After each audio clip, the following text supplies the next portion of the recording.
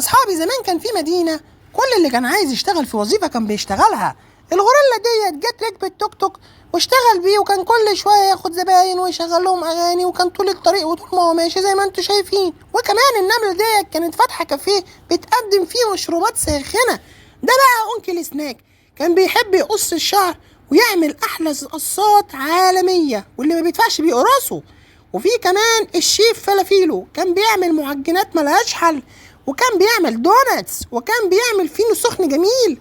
دي بقى ميس مياو صاحبة جيم، وكانت بتحب الجسم الرياضي جدا، وكانت بتشجع على الجسم الرياضي.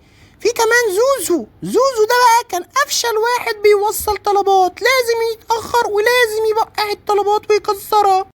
ده بقى بوبو ده كان بطريق جايبينه يشتغل عشان هو في القطب الجنوبي لكنه سقعان، حاجة غريبة جدا. دي بقى ميس بوم هي المذيعة اللي بتقدم الأخبار اللي ملهاش أي لازمة، زي الخبر ده كده الكلب شرب عصير. طب احنا نعمل ايه يعني يا بوبو؟ وعندك كمان المسؤول عن اللايتنج في المكان وأحد أعضاء الفريق الحرباية، كان عندهم حفلة وكلباوي هو اللي كان ماسك الدي جي. كلباوي عمل أغاني جامدة اسمها هو هو هو هو هو هو هو. وعندك كمان ديكي البرابر كان بيعمل أحلى أغاني ومتخرج من كلية الحقوق. وكمان عندنا هنا أنكل منصور فلاش التمساح، كل صوره طالعة بره.